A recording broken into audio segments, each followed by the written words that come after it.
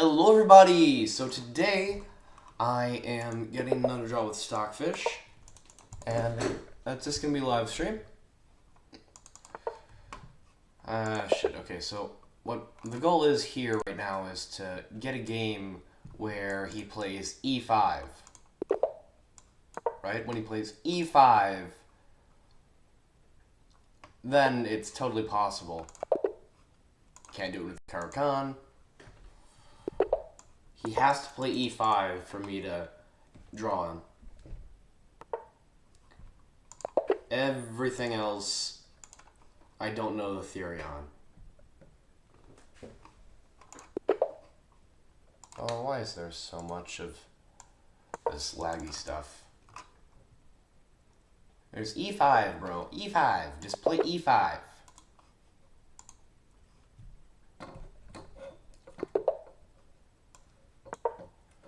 I'm going to destroy you. Just play e5. Damn you, Stockfish. Refresh. Maybe that'll change things.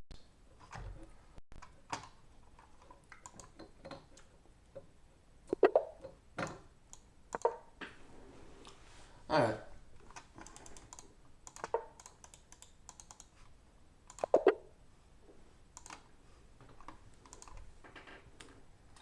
Now, I'm probably going to make a video out of this because I have about 20 comments on my YouTube channel, and the large majority of them are cheating allegations. Now, I have refreshed, right? I have refreshed. It's going to play different. It's not going to do the thing where it plays all the same moves in response to the same thing all the time. That's just how it's going to play. Let me refresh. Just to try to get different moves, because we like to reroll. Does it happen? Alright, it happens. Okay. So, the Knockmanson Gambit is a very, very forcing line, even if it's not good. Well, it's alright, I guess, but it's a very forcing line. Very forcing. Fucking Hacksaw. I can't do it with the Hacksaw. But there's always only one good move that he will play. Only one good move. When there is only one good move on the board, an engine is going to play it, right? So, basically, if everything else loses immediately, and one thing is drawn with some winning chances, then Stockfish is going to grab that, right? But besides that, fucking hell. It's really annoying.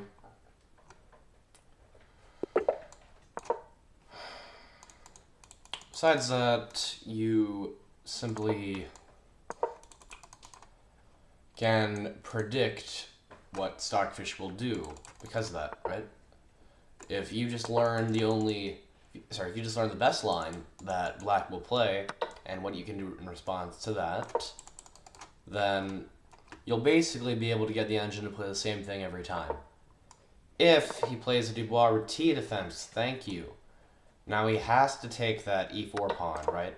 So this is not a blunder. He can take the pawn. That's actually the plan. And we're actually going to give him more material, right? This is what it is. And then we're going to check. And now King f6 actually just wins immediately, but the engine plays King to e8, right? And so because of that, we can just pin here. And then after Queen to f6, we have Bishop g5. And then when he moves back, we can take this with check and get out in the way of this queen. Right? And then he has to block with something specific, which is the bishop. And he'll throw in some intermezzo, but it's all predictable.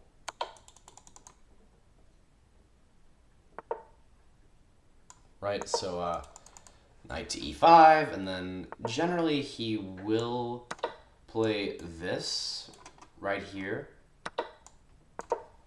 But that's no problem. I mean, we're just gonna make this nice little exchange, and then when he takes, we're just gonna go there. Right, I mean, it's move 16, and we're basically in an equal position with the engine, which is pretty nice, actually. Okay, intermezzo. Then we're gonna go here, right, because after takes, there's that. Then he has to move the king out of the way. Has to, absolutely has to. And he's gonna threaten checkmate, force me to play f3. He's just gonna try to get the bishop out, then he's gonna attack my bishop.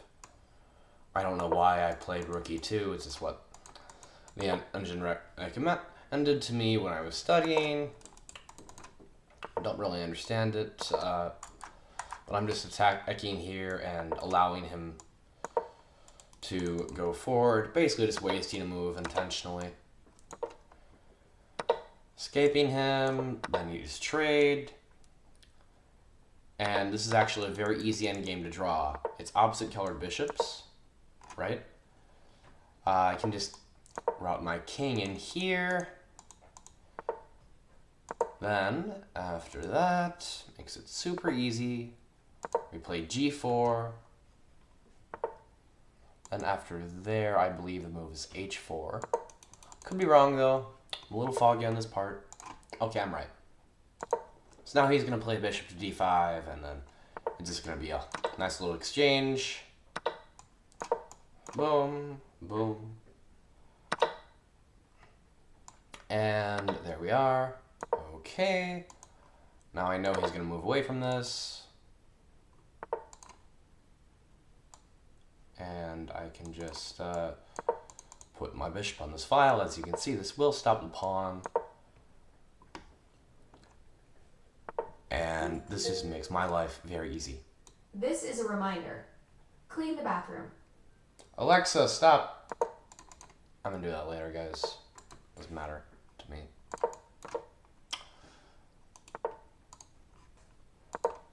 Okay, so I'm kind of hoping for him to just advance so I can just draw a little faster, but okay, there we are. One more advance, and I can just do this forever. Okay. That's a nice draw.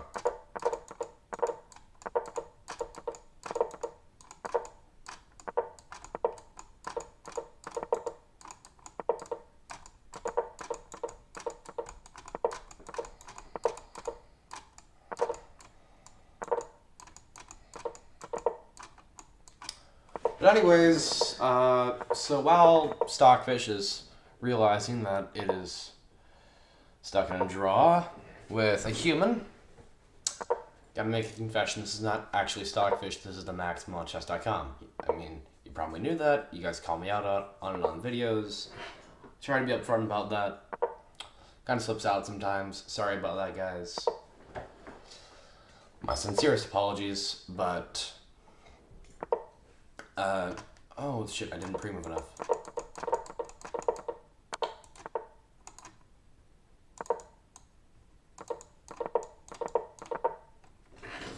But anyways, there we are. Okay, drop a few move rule.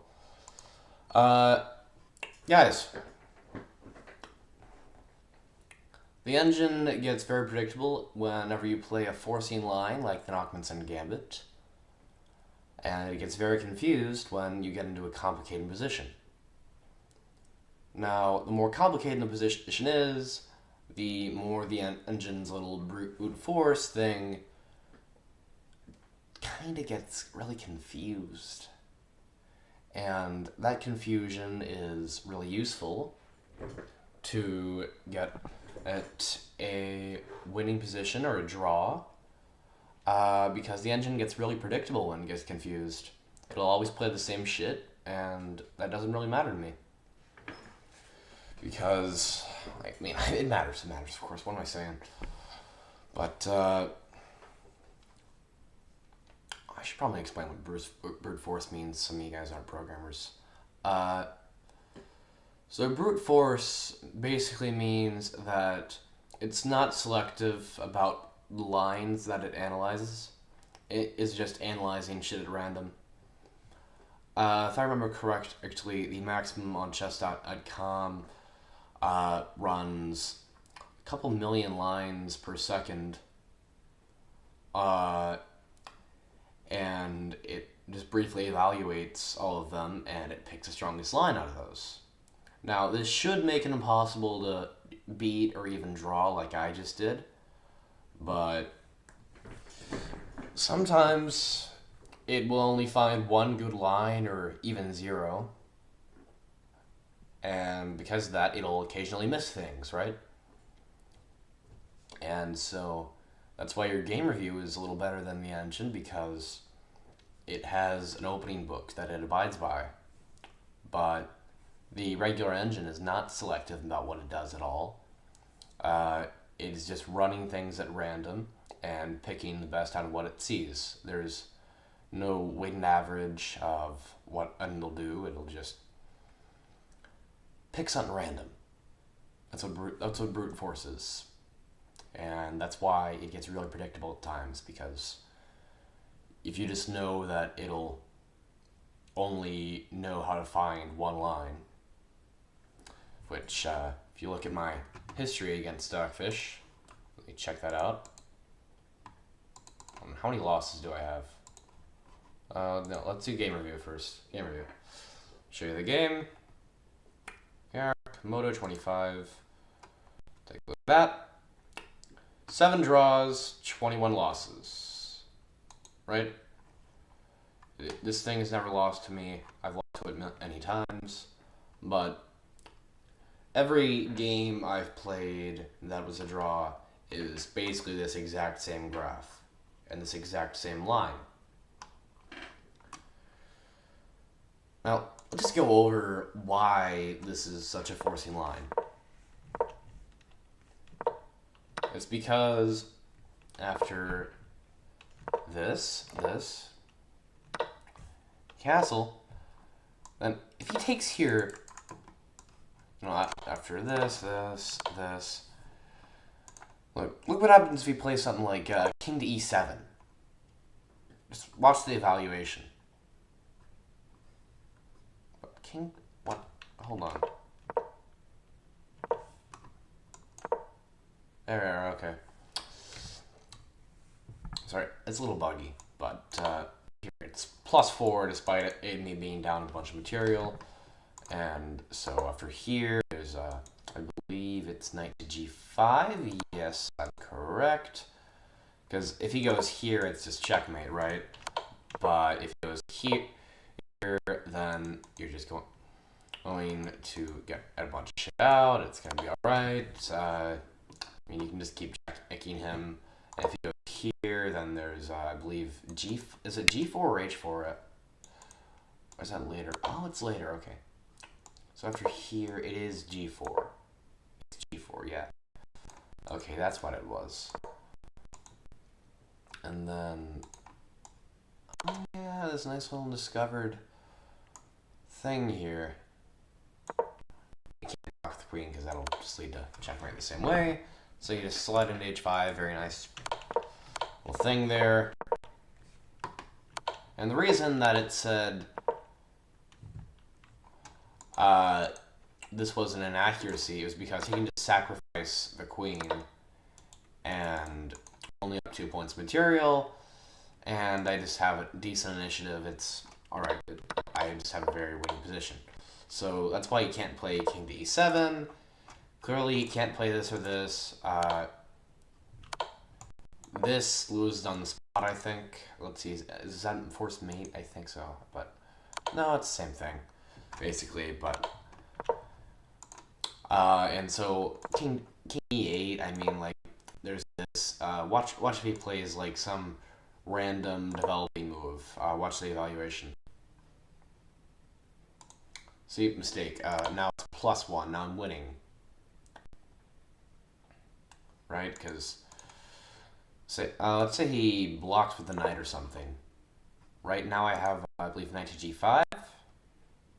Yep, okay. Right, and this could be coming in.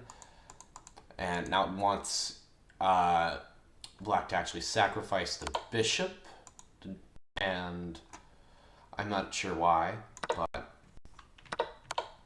I mean, it wants it to sacrifice it just so it can clear the material. Watch what happens if it doesn't sacrifice. I mean, if it does anything except sacrifice it, I mean, I guess that was actually the best move. Okay, I just found something that the arrows didn't. That's nice. You just repeat. Yeah, but you can see how bad these other lines are for it, right? So let's go back from there, right? See, he plays d6. Why not? d6.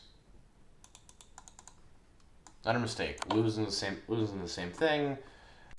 Eval bar just goes from slightly better for black to significantly better for white, right? It's not a great position. If he tries to do something weird like shadowing the bishop, it's kind of gay. I mean, this happens. So there's just nothing that it can do except queen to f6, right? And here is not a great move according to the engine, but it really... Oh, this is a miss. Oh, wow. It wants it to sacrifice the queen. It wants it to lose the queen, and it thinks that sacrificing the queen is somehow better for it. Because it's 3 pieces for a queen. Like, but I guess Stockfish doesn't see that, because who the hell would? And so now everything is very forced, right? It's great. It's great move, great move, great a move. Boom. It's just a string of great moves. Like, what happens if he doesn't go king to d8? Now look at this, it's mate. Right? You might have been wondering why he goes to the corner, but there's plenty of that happening. There's really just no other way that Stockfish knows how to counter this. It just doesn't know. Right, I mean, this was 99 moves, so...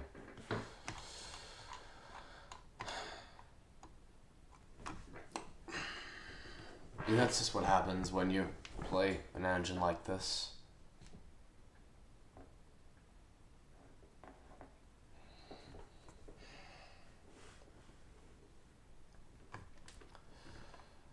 So that's how I drew Stockfish. Sorry, Komodo 25, whatever. And this is why the Nachmanson Gambit is really a good thing for you to learn.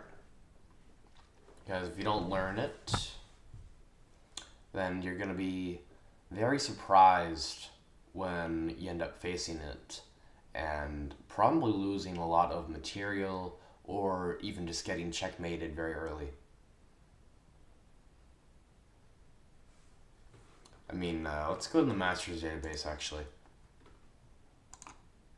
Let's go to the Masters database. How do you do that on here? I'm not sure how. Okay, whatever. But that's just the video. Thank you, guys. But this is why it's very forcing now. We'll be recording a actual YouTube video, so maybe you can watch that if you've tuned into this stream. Maybe the production quality will be higher, maybe it'll be lower. Or maybe it'll look like shit, I don't know. But non-cheater, just really, really studied. And on the stream I refreshed multiple times, as you probably saw by the occasional drop in frame quality. So There's none of that. I'm just going to force it to play the same thing every time by keeping it in the same state. No, no. I mean, I just know what it'll play because everything else loses.